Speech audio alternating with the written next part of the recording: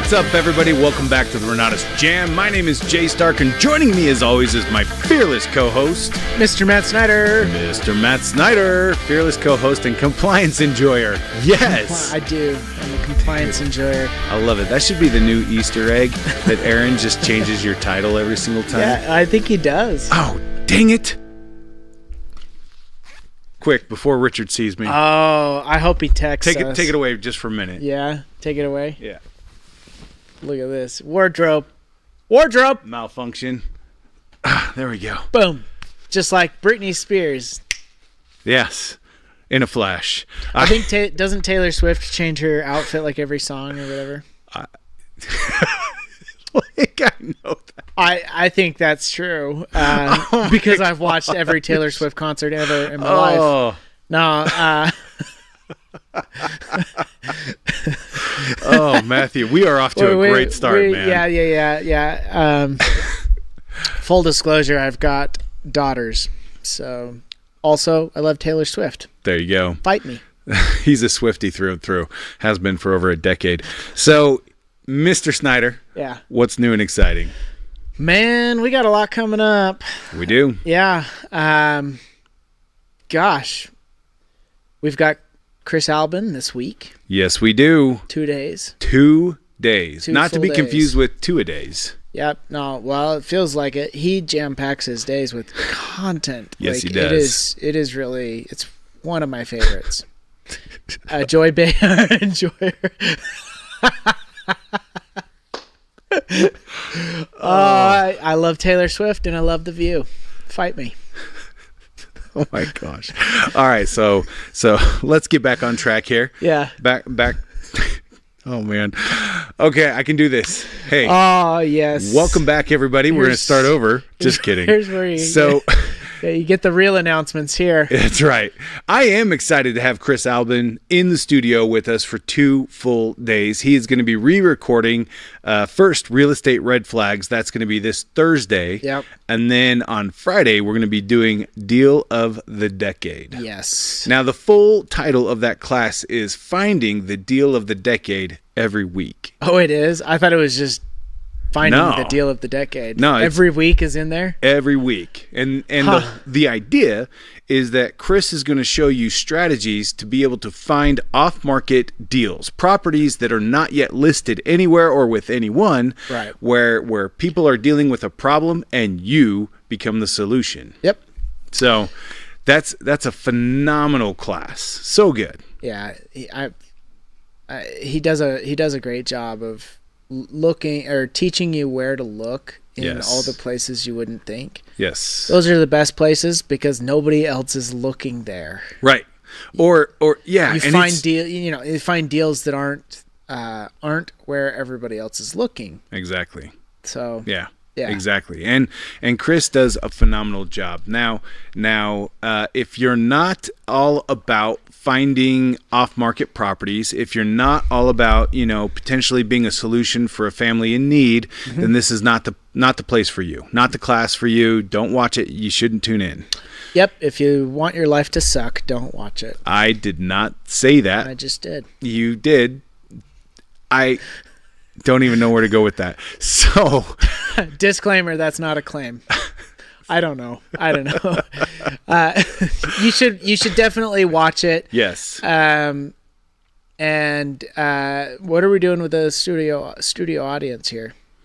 We are allowing anybody who qualifies through the door. Yes. So, what about guests? if we have education owners who want to join us in studio, they're welcome to be here. Okay. If we have ICMs that would like to bring a guest to the studio for a part of the day to at least get an introduction to Chris or the education, then they need to reach out to customer service at myrenatus.com, and we will see what we can do for them. But we need to know that you're coming if you're bringing a guest. Cool. Okay. So, and we'll kind of walk everybody through that. But I'm telling you, especially in the market that we're in today, where we've seen appreciation in real estate across the board, and then have also seen inflation and other things. A lot of people are thinking that real estate is incredibly difficult to get into or incredibly difficult to make a profit on. And that's why these courses in particular are so crucial right now, because they really demonstrate, one, all of the things that you need to be aware of before you get into a deal, so you don't get any of those gotcha moments where you're like, oh, I forgot to look at, or I didn't get this professional's perspective or whatever. Then the second one is really being able to be a solution for families that are in need, people that don't know what to do. You know, I was having a moment the other night where I was thinking about my wife and I, as we were really ramping up things in real estate. I realized that most of the people that we talked with, we did not end up buying their house.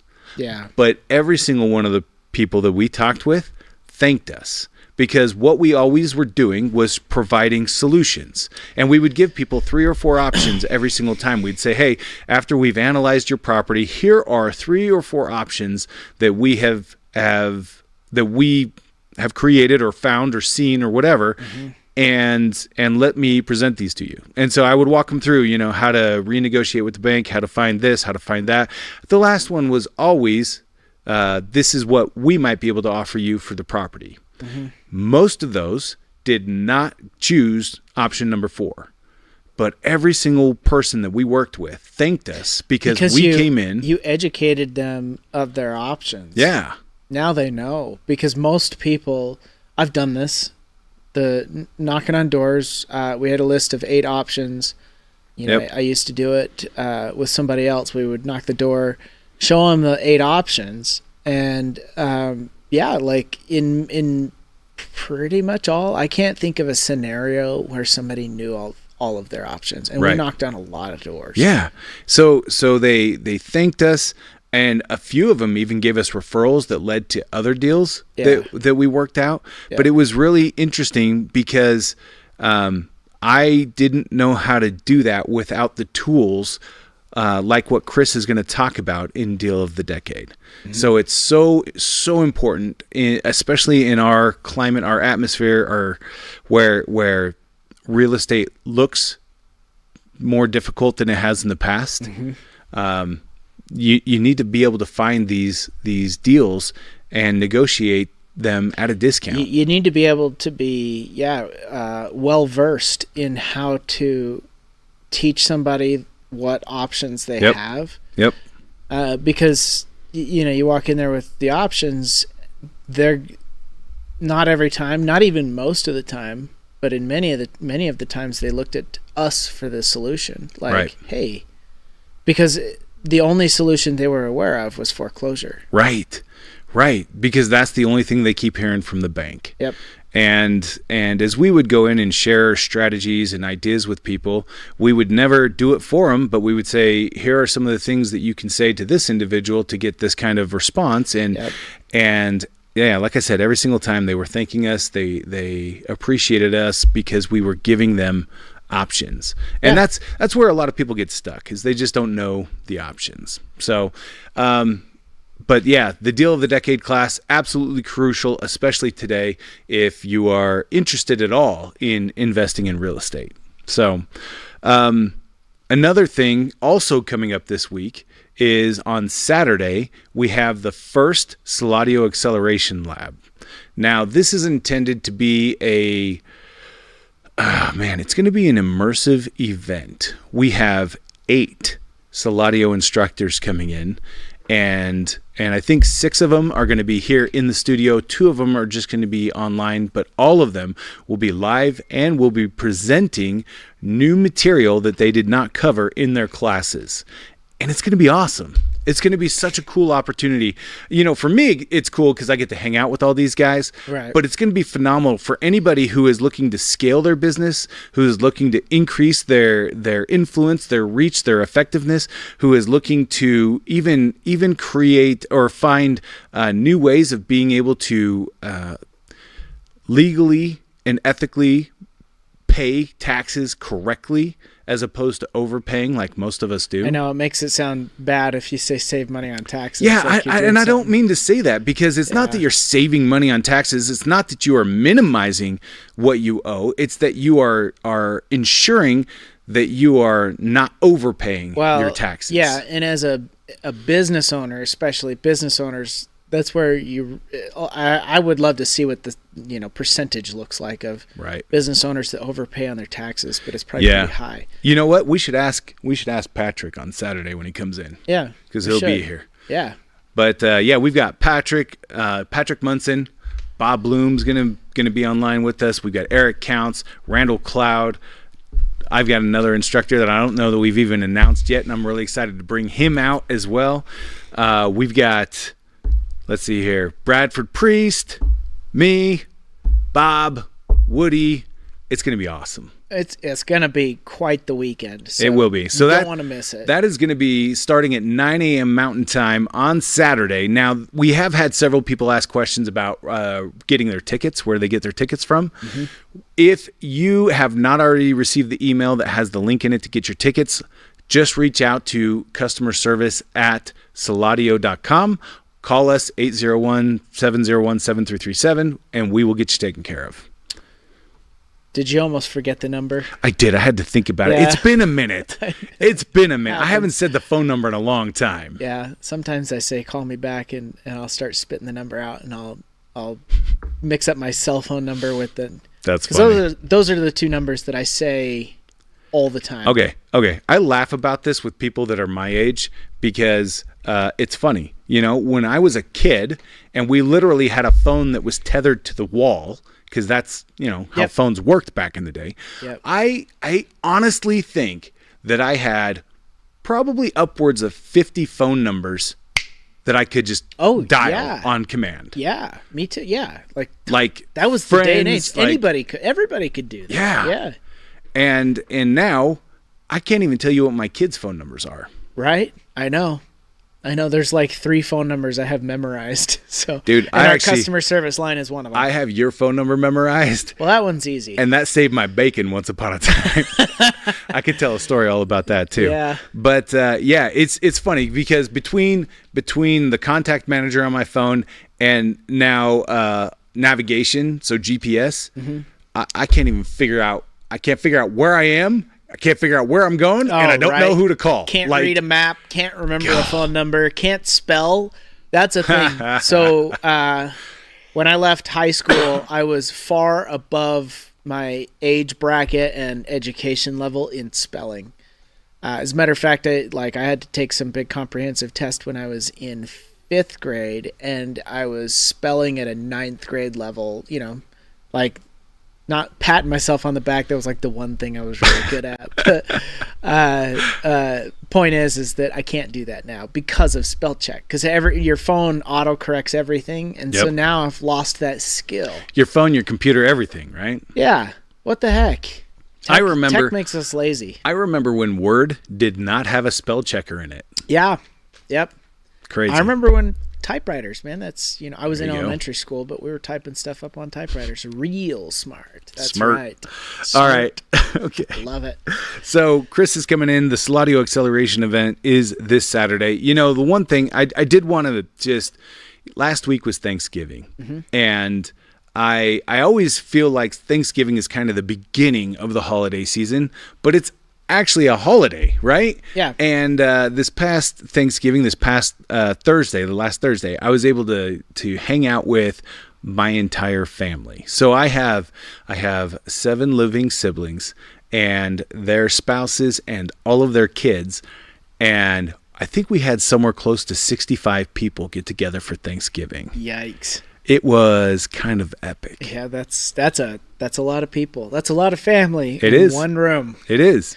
It was really funny because at one point, so my nephew had gotten married the weekend before. Okay, yeah. And he asked me to MC his reception, and so I did, and we played that little shoe game. I don't know if you've ever seen this before, but the couple sits back to back. They're both holding one shoe from each of them. So one of hers, one of his. Mm-hmm. And then I ask a question and they both answer. Okay. And so they just hold the shoe up? Yeah. And it's funny especially when they don't match, right? Yeah. Like anyway, and that's so kind of a mean game. It's funny. Play. Yeah, it's really funny. Like, because you ask questions like, who's more likely to leave their dishes in the sink? Yeah. Then they have to pick. And yeah. Anyway, it makes for kind of a fun couple of minutes. And so I did it with him. I think I asked him like 20 questions or 25 questions, Well, for Thanksgiving, my wife did that same version, only with all of me and my siblings. Oh. And so we were all sitting at the front of the room with our back to the audience. Yeah. And then our spouses answered the question as well. Oh, my goodness. That was hilarious. And I just got to say that I, having been married the least among all of my siblings. Oh, wow. Really? Took third place. Nice. Out of 8 of us. That's just saying. That's pretty good. That's above average. That's awesome. Yeah. Anyway, it was a lot of fun. So I wanted to recognize Thanksgiving. Wait, who took first and how long have they been married? My sister took first, and she's my third oldest sibling. Yeah. I'm trying to think of how to say that correctly. And they've been married for 9 years. Okay. That's some time. I would hope that you'd figured things out by then. Maybe even longer. Yeah.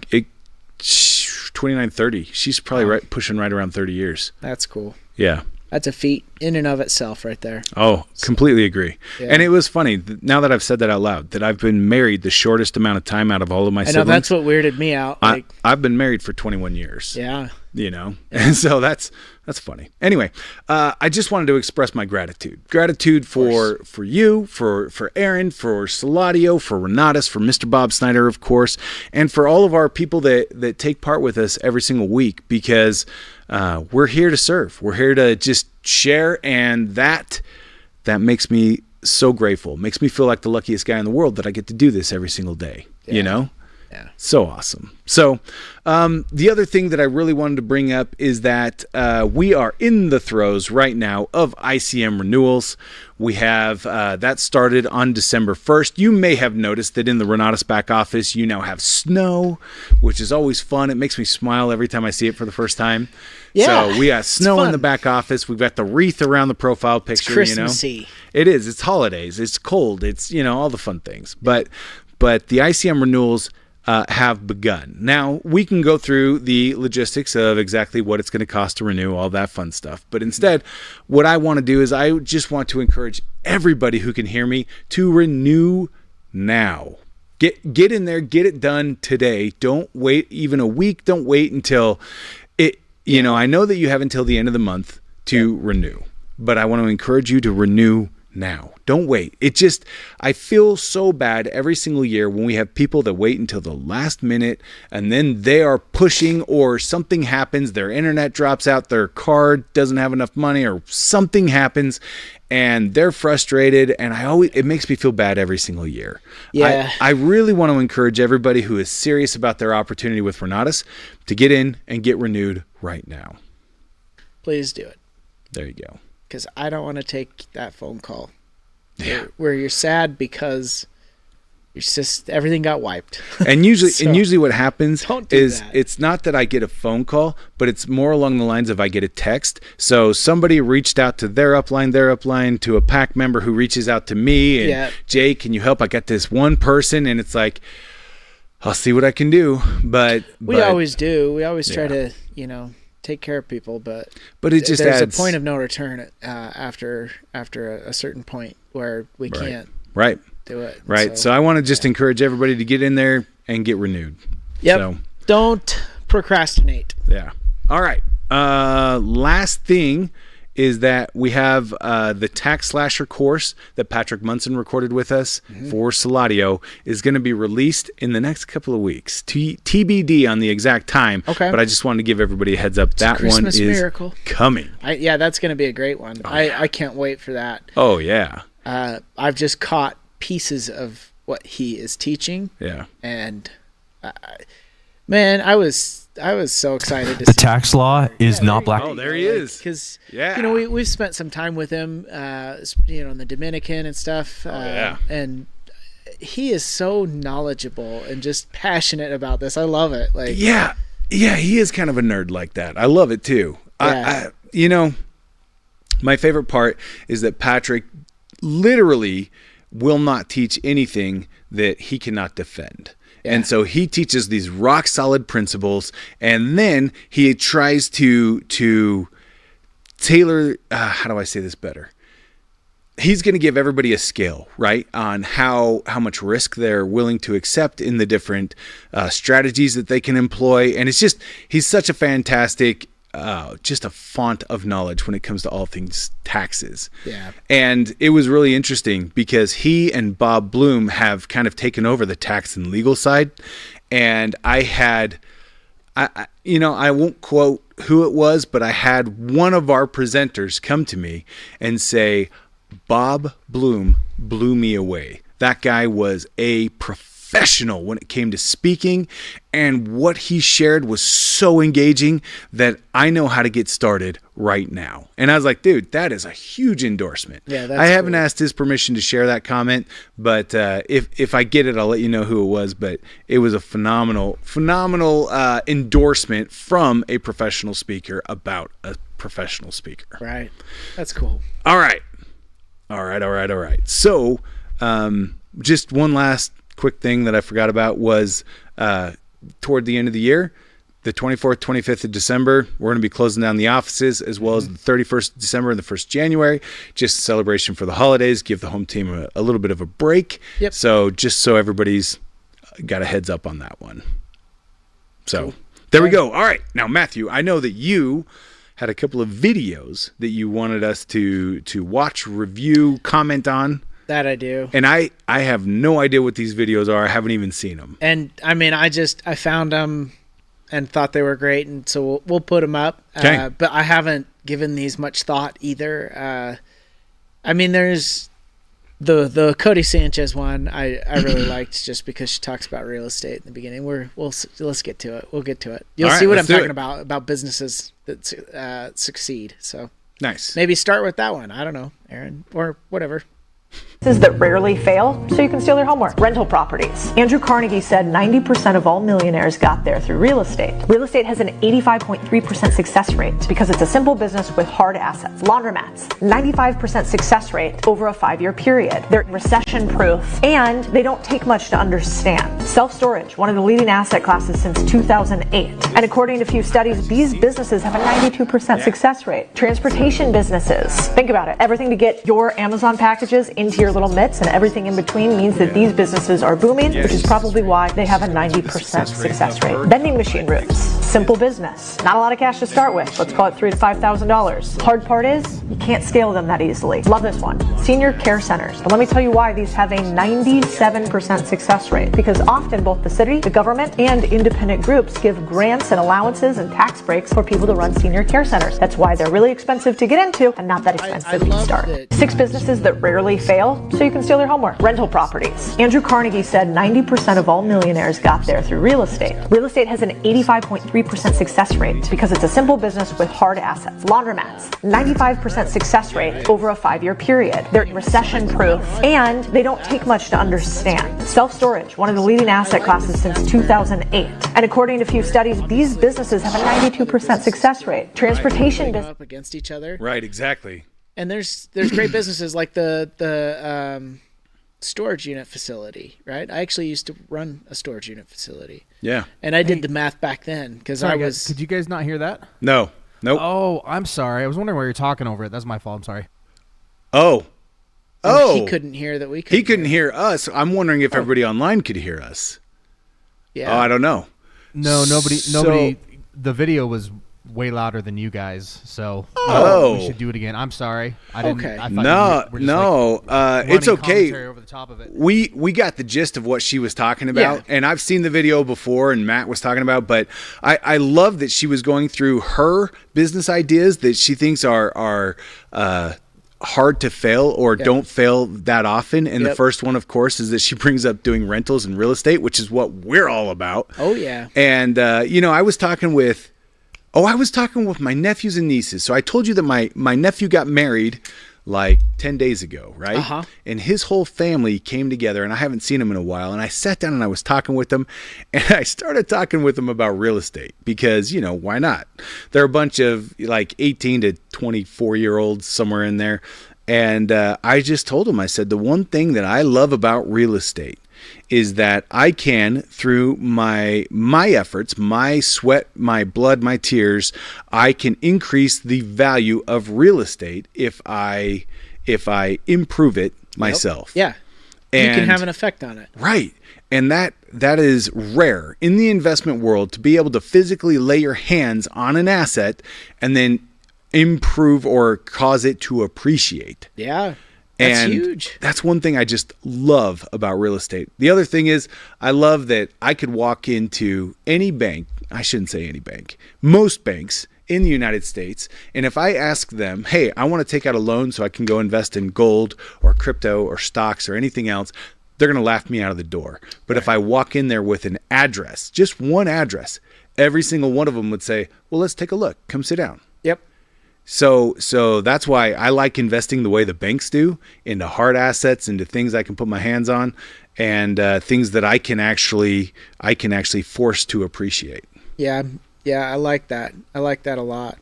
But you were telling a story about the so one of those units. was storage units. Yeah, and I used to manage a storage unit company, and I started doing the numbers, and I knew our vacancy rate and all that, and where we needed to be to start making money and all that kind of stuff. Right. We only needed to be at 80% to start being profitable, and that they were below that before I started working there, and I was able to get them up to about 92%. Oh wow! What do you call it? So it's only an 8% vacancy. Like an occupancy rate. Occupancy rate. Thank you. Yeah. So they were doing quite well. I can't remember the number of units. It's like 300 units, something crazy. So wow, it turned into some good money, tens of thousands of dollars that they're profiting off their storage unit company. So when you say you were managing this, does that mean you were living there? No, but there were people there that tried to live in the.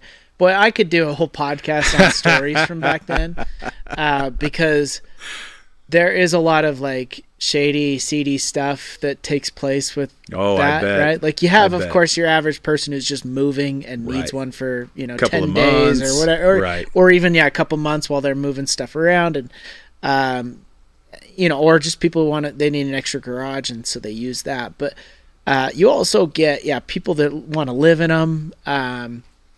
We had a guy that the FBI showed up and served a warrant with Salt Lake PD.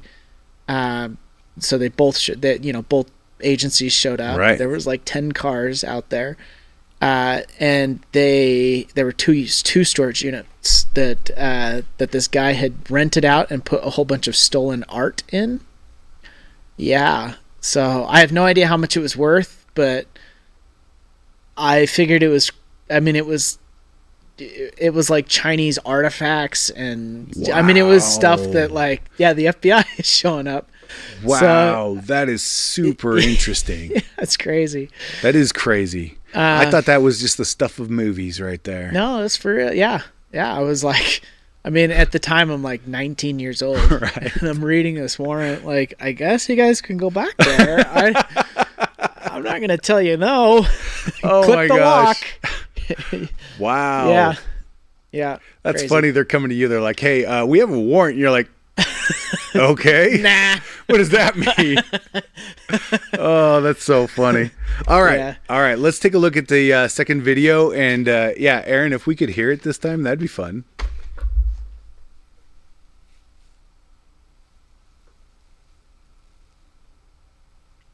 If you were to go back to when you were in either high school or college, what is the best piece of advice you would give to your younger self? Same thing I did. Just be a salesperson. Sell and learn all you can about business. And then from there, once you know how to sell, you can always start a business. You're an entrepreneur at heart. I would just go back and do the exact same thing I did. Realize that selling isn't about convincing, it's about helping. So when you understand what people need and what they want, and then put yourself in a position to help them, then you can make good things happen and you close deals, and that's how you create companies. If you were to go back to when you were not... I love that. Oh, yeah. Selling is helping people, or at least a good salesman is somebody who is going to help somebody. And if they can't help somebody, then you're not going to make the sale. Yeah. Right? Like that's absolutely. That's a good salesperson to me, and a good salesperson can do pretty much anything, right? And I mean, all of life is selling, essentially, right? You know, I've heard this saying before, and it sounds really trite. You're either selling or being sold. Yeah. But in essence, what that is you are either absorbing from someone else or you are giving to them. Yeah. And so we need to be very aware of what it is that we are selling or giving to other people all the time. Mm-hmm. And I love what Mark says, because he's talking about, I would tell myself to do what I did, become a salesperson, mm-hmm. get out there, learn how to help people through sales. Fulfill the need. Yeah. There's needs, if you can fulfill the need in a cost-effective way, then, like you can pretty much do anything in business, right? And so that's all business. It's fulfilling a need. Yeah. I love that. It was really funny. I got a phone call yesterday, and this guy goes, Jay, my name is, I think his name was Austin, if I remember right. And he goes, I talked with you on your porch about a year ago about solar. And he goes, I want to apologize because I completely forgot to follow up with you until right now. Oh man, I love that. And so I started laughing because I thought to myself, that is either like the world's best cold call open, or this guy's telling the truth. I hope he's telling the truth. Well, he had my name and he had my address and my phone number, obviously. Yeah. And so I was like, okay, he's probably telling the truth. He goes, do you remember talking with me? And I'm like, no. You know, it's been a year. I talked to a couple of solar guys last year, so which one he was, I don't know. Yeah. Anyway, we started talking, and he starts going into his whole, we're not selling you anything. We just want to have a consultation, blah, blah, blah. Oh, yeah. And I started laughing, and I said, hey, from one professional to another, can I give you some feedback? And he goes, sure.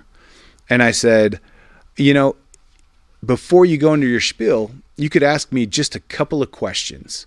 And you could say something like, hey, in the last year since we've spoken, inflation has been evident in almost every household in America. Have you seen that in your home?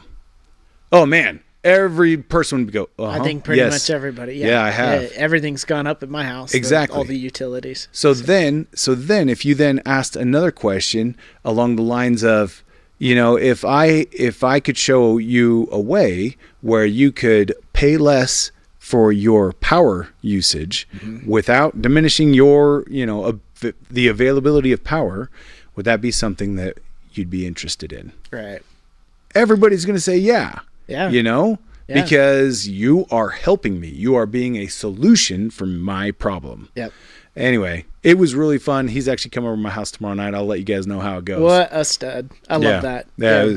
It was fun. And I enjoy professional salespeople because, as you said, and as this video really pointed out, they're trying to serve. They're trying to help. They're trying to solve a problem. Now, there are some people out there that are just trying to make money. And those are the people that give every other salesperson a bad name. They are definitely the people that give sales in general a bad name. Yeah. Unfortunately, I've seen it. Yeah. I've worked with individuals. It's just, and Austin, if that's his name. Yeah, I think that it's Austin. is your name. If that is your real name. He better have come to your door a year ago. Yeah, you know what? I'll let you know tomorrow. Bust his chops if he didn't.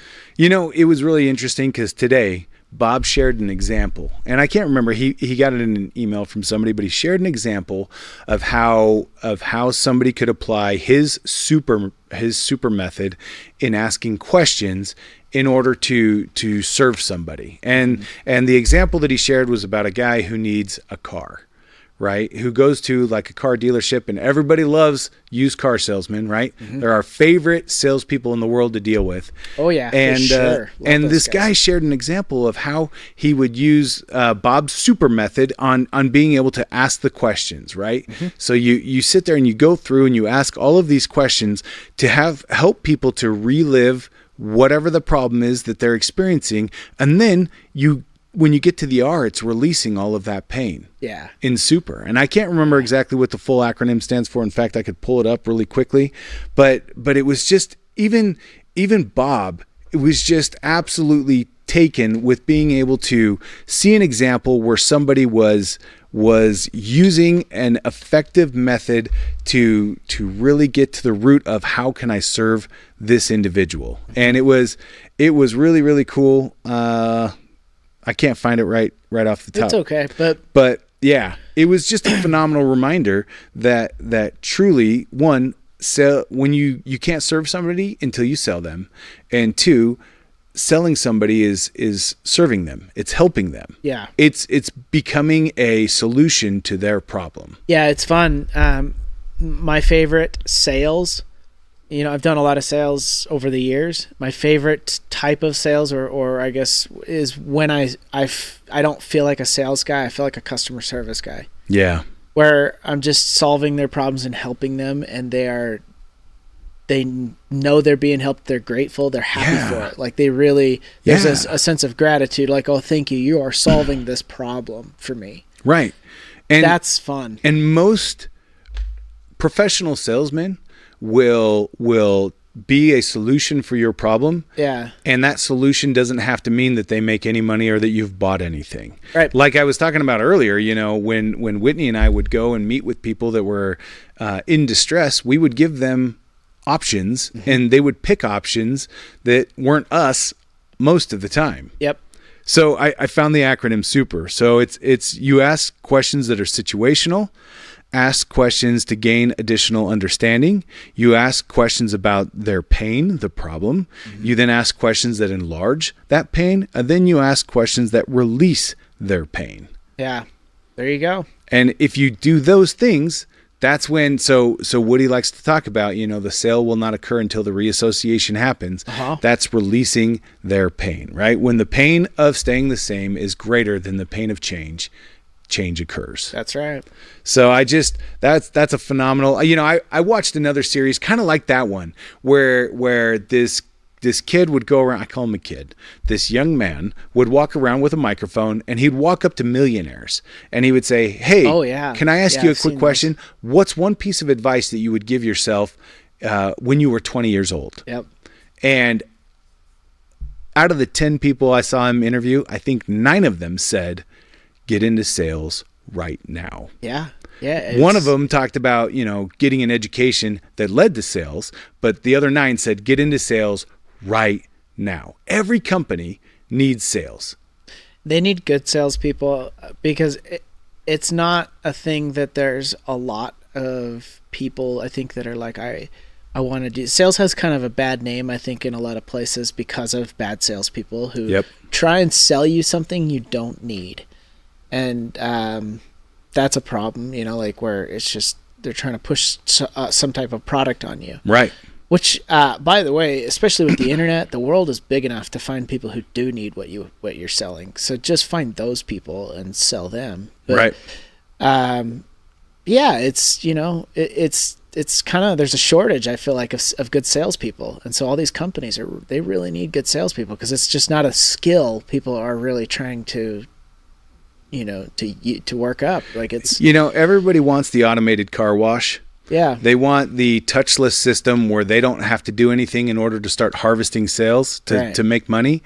And a professional salesman, he's the guy who wants to get to know you, who realizes that even after the sale has occurred, you are going to stay in connection because he has now created a relationship with you. Yeah. And I think that's such a different approach than the way that most people go towards sales today. They're looking to take the wood chipper approach, right? We're just going to, we're going to shove the whole tree in there and then we're going to see what comes out the other side. Oh yeah. And a salesman, he's going to look at every single leaf and he's going to do everything he can for that leaf. And then he's going to end up with a way bigger pile at the end than the wood chipper would. That's right. That's funny.